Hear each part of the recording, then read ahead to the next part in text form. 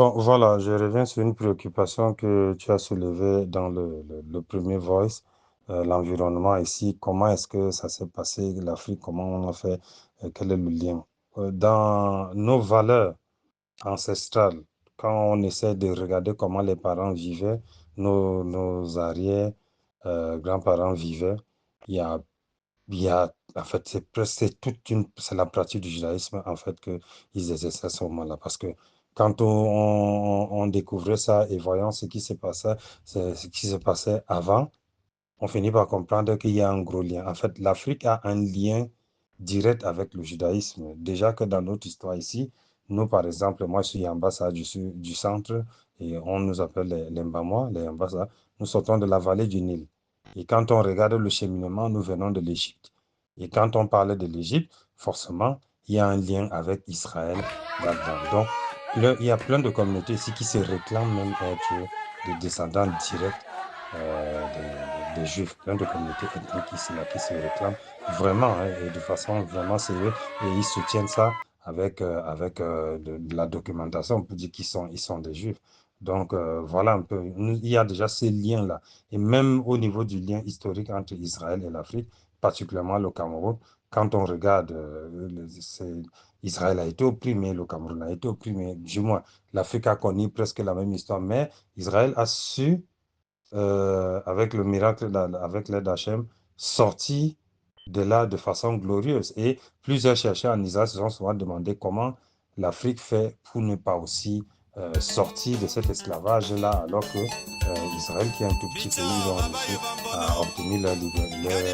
Donc, voilà un peu, je ne sais pas si je peux m'exprimer ainsi par rapport au lien entre l'Afrique et le judaïsme. Il y a déjà un lien vraiment intrinsèque par rapport aux valeurs que nous prenons sur le respect des aînés, même au niveau de la cacheroute.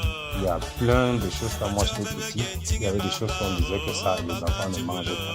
Et aujourd'hui, quand on regarde, on vient constater que le judaïsme finalement proscrit de manger ces choses-là.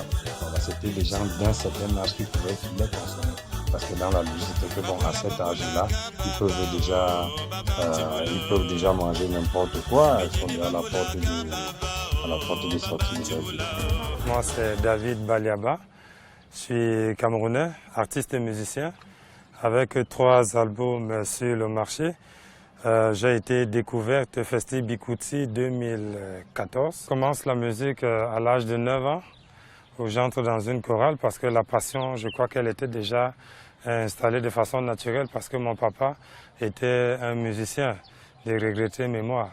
Donc j'entre dans une chorale qui s'appelait Voix du Berger International. Dommage qu'elle n'existe plus aujourd'hui parce qu'elle a formé plein d'artistes aujourd'hui. Donc voilà là où j'ai commencé la musique. J'ai fonctionné, mais le déclic, ce qui m'a poussé à faire de la musique un métier, c'est quand je commence à composer certaines chansons qui avaient une grande ampleur. Et puis voyant la réaction du public, de tous ceux qui étaient autour de moi, cette petite idée a commencé à se développer que je pouvais faire carrière dans la musique. Donc voilà, c'est comme ça que je me suis lancé. Et puis en 2002, d'abord j'enregistre une maquette, mais je n'avais pas trouvé de producteur. Jusqu'en 2009 où j'enregistre. Et puis j'ai trouvé quelqu'un qui m'avait donné un coup de main. C'est là où je sors mon premier album. Le style musical que j'ai est assez compliqué, pas compliqué, mais je me laisse influencer par beaucoup de cultures. Parce qu'au départ, mon premier album, c'est un album gospel et je fais de la world music. Mais maintenant, quand je vais en studio à Douala, chez M. Nkonoteles, de regretter mémoire, qui me ramène à la réalité pour dire non, tu es africain, en quoi est-ce que tu vas contribuer à faire la promotion de ta culture? Et c'est comme ça que je reviens à ce qui est ma foi plus essentielle, c'est-à-dire que la musique traditionnelle. Donc maintenant, mon style à 80%, il est plus traditionnel, mais je reste ouvert parce que la musique, c'est une ouverture, c'est un métissage.